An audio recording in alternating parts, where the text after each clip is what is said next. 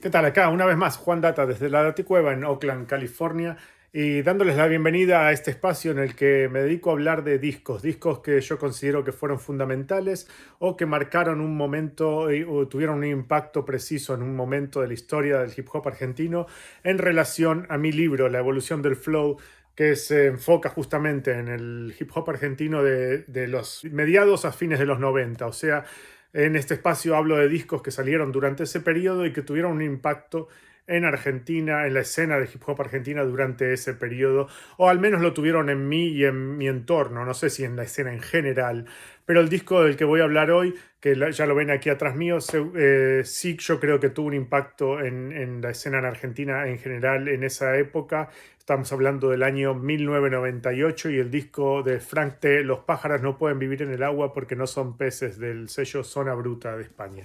En mi libro, En la evolución del flow, que ya está disponible en Argentina hace ya varios meses en todas las librerías o lo pueden conseguir en Latinoamérica a través de buscalibre.com, le dedico un capítulo entero al impacto que tuvo la llegada del rap español a Argentina en el año 98.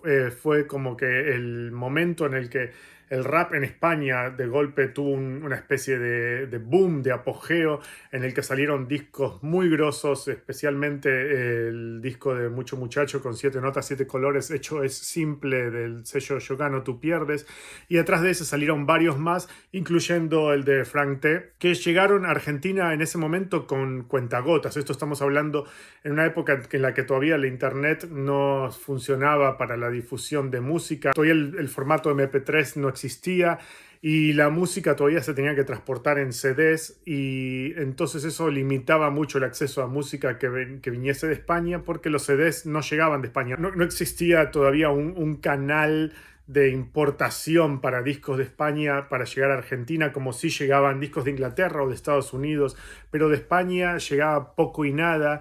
Entonces los discos de rap español que estaban saliendo en esa época costaba mucho conseguirlos. Se formó una revolución de gente que quería comprar estos discos y que eran imposibles de conseguir, a menos que fuesen pirateados en CDs piratas o en cassette.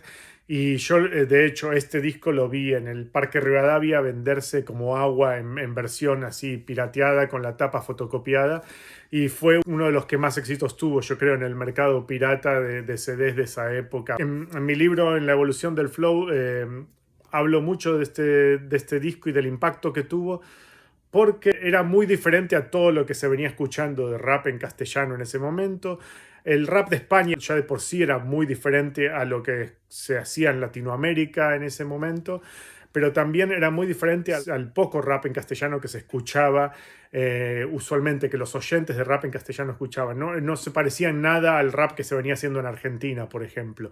Si vos comparás Nación Hip Hop, que salió en el 97, con este disco que salió en el 98, hay un abismo de diferencia en cuanto a calidad, temáticas, producción, beats, rimas, punchlines, todo. De alguna manera les fue un baldazo de agua fría para la escena local, porque los obligó a actualizarse, a acelerar su evolución, ¿no? Y yo creo que este disco en particular, lo que tuvo de importante es que se centraba mucho en el purismo hip hop, en la onda de decir esto es el hip hop puro, así como un manifiesto dogmático ortodoxo, de plantarse firme, decir este es el hip hop puro, así se hace el hip hop, y nada de fusiones raras, ni de formaciones pop, ni nada de eso.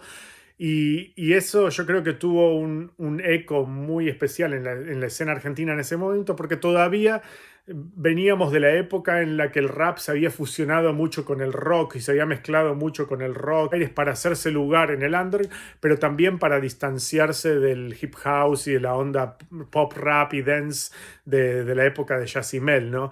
El rap venía alejándose de eso, se había acercado mucho al rock, y viene este tipo, Frank T., que para colmo es un afrodescendiente y que habla con un tono autoritativo y serio y muy como de profesor de KRS-One, y hablar claro y preciso y decir esto se hace así, esto se hace así. Y para muchos, que yo creo que la escena argentina fue un cachetazo de realidad que tuvieron que tragárselo, y tuvimos y que nos obligó a tomarnos el hip hop en serio de otra manera, y a encararlo de otra manera.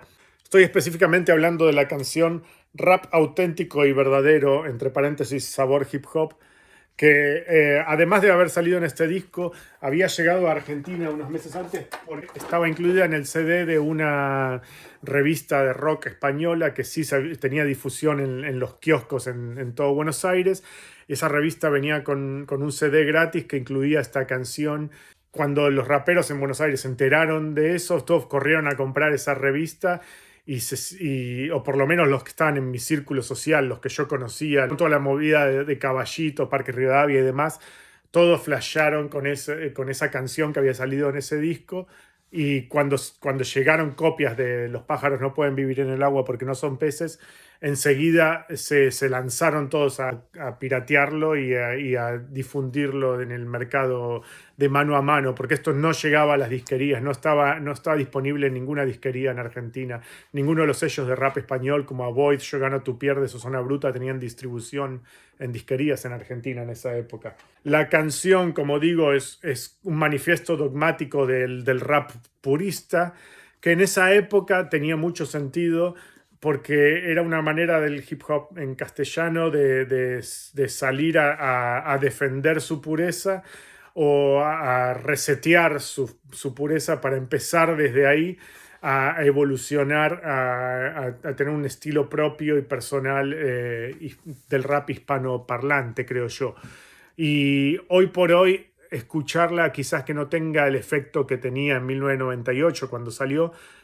Especialmente creo que el flow, los beats, la producción están bastante pasados de moda en su estilo. El disco en sí, en general, no se mantiene muy al día en cuanto a calidad y producción, pero para su momento era súper adelantado. El hecho de que un tipo ex miembro de los Club de los Poetas Violentos, de CPV, que había sido el pionero de la nueva escuela española en esa época, tenía cierta autoridad y obligaba al oyente a escucharlo de una manera y prestarle atención. Yo por lo menos nunca había escuchado a ningún rapero en castellano que hiciera eso, o que intentase hacer algo así.